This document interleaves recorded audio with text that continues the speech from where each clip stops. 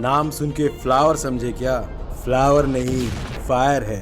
ये iconic dialogue तो याद ही होगा आपको, पर क्या आपको पता है कि पुष्पा का असली फायर क्या है? वो है सैंडलवुड यानी चंदन, और इससे जुड़ा $1 बिलियन का इलीगल स्मगलिंग रैकेट। चंदन को सिर्फ एक लकड़ी नहीं बल्कि एक धरोहर, जिसे भारत के कल्चर और रिलीजियस रिचुअल्स का एक इम्पोर्टेंट हिस्सा माना जाता है।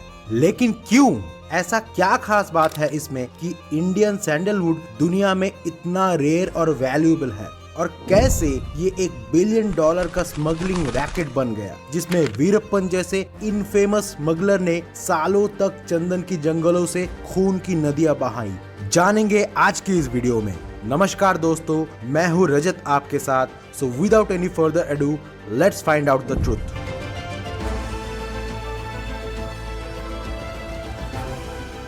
सनातन धर्म में इंसान के जन्म से लेकर मृत्यु तक ऐसा शायद ही कोई रिचुअल होगा जिसमें चंदन का प्रयोग ना हो। चाहे अन्नप्राशन का टीका हो, श्रृंगार का तिलक हो या फिर पूजा की आरती, चंदन हर जगह शामिल है। कहा जाता है कि भगवान भोलेनाथ का अति प्रिय है चंदन, और इससे शिवलिंग का अभिषेक करने से मनोकामनाएं पूरी हो जाती है। जगन्नाथ पुरी में भी भगवान जगन्नाथ को गर्मियों में चंदन का लेप लगाया जाता है। इस रिचुअल को चंदन यात्रा कहते हैं। माना जाता है कि इससे उनको ठंडक मिलती है। इसके अलावा बुद्धिज्म और जैनिज्म में भी सैंडलवुड का स्पिरिचुअल सिग्निफिकेंस है। बुद्धिस्ट मॉन्क्स इसे मेडिटेशन में यूज करते हैं क्योंकि इसका एरोमा माइंड को काम और फोकस्ड रखता है। जैनिज्म में भी इसे प्योर इंटेंशंस और डिवोशंस का प्रतीक माना जाता है। इसका मतलब यही कि चंदन कई सारे धर्म के कोर वैल्यूज से जुड़ी हुई एक ऐसी चीज है जिसे सदियों से करोड़ों लोगों ने अपनाया है, जो इसे और भी खास बना देता है।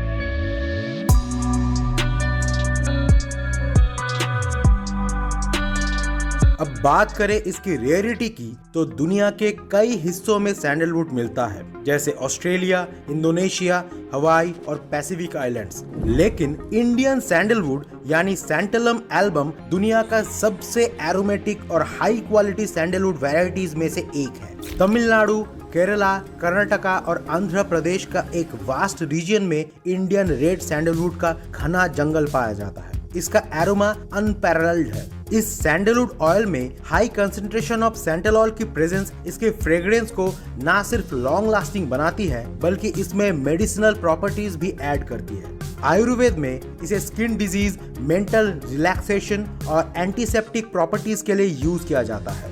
इन्हीं प्रॉपर्टीज के चलते Indian red sandalwood international markets में गोल्ड से भी ज्यादा महंगा बिकता है। इंटरनेशनल परफ्यूम और कॉस्मेटिक्स इंडस्ट्री में सैंडलवुड ऑयल एक प्रीमियम इंग्रेडिएंट है। वर्ल्ड वॉर 1 के दौरान जब यूरोपियन मार्केट में इंडियन सैंडलवुड ऑयल के एक्सपोर्ट पर रोक लगी, तब मैसूर के राजा कृष्ण राजा वड़ियर द फोर्थ ने एक्सेसिव सैंडलवुड रिजर्व को यूटिलाइज करने के लिए 1916 में the very famous Mysore sandal soap की फैक्ट्री लगाई। ये दुनिया का एकमात्र साबुन है जो 100% प्योर सैंडलवुड ऑयल से बनाया जाता है। लेकिन वक्त के साथ साथ इंसान की लालच ने इस जंगल को तबाही के कगार पर ला खड़ा किया। आयरनी देखिए, एक दिन जिस कर्नाटक में सैंडलवुड फॉरेस्ट का एक्सेसिव रिजर्व हुआ करता था, आज वही इलीगल हार्वेस्टिंग, स्मगलिंग और फॉरेस्ट डिप्लीशन के चलते इंडियन सैंडलवुड एक एंडेंजर्ड स्पीसीज बन चुका है।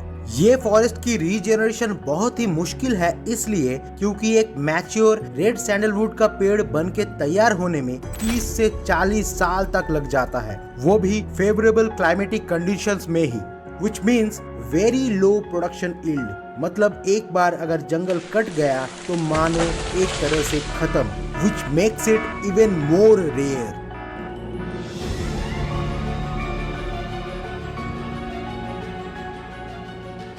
From Veerappan to Pushpa, Indian sandalwood की रेयरिटी और वैल्यू ने इसे इलीगल ट्रेड का एक प्राइम टारगेट बना दिया है।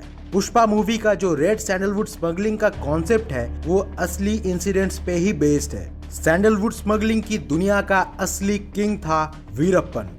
1970s में साउथ इंडिया के जंगलों में सैंडलवुड स्मगलिंग और एलिफेंट पोचिंग की एक इलीगल इंडस्ट्री खड़ी हो चुकी थी, और करोड़ों के इस इलीगल एम्पायर का मालिक था वीरप्पन। उसका नेटवर्क इतना स्ट्रांग था कि वो जंगलों से ही 200 करोड़ से भी ज्यादा का इलीगल ट्रेड करता था, जिसमें वो मेनली हाथी के दांत और सैंडलवुड की स्मगलिंग करता था।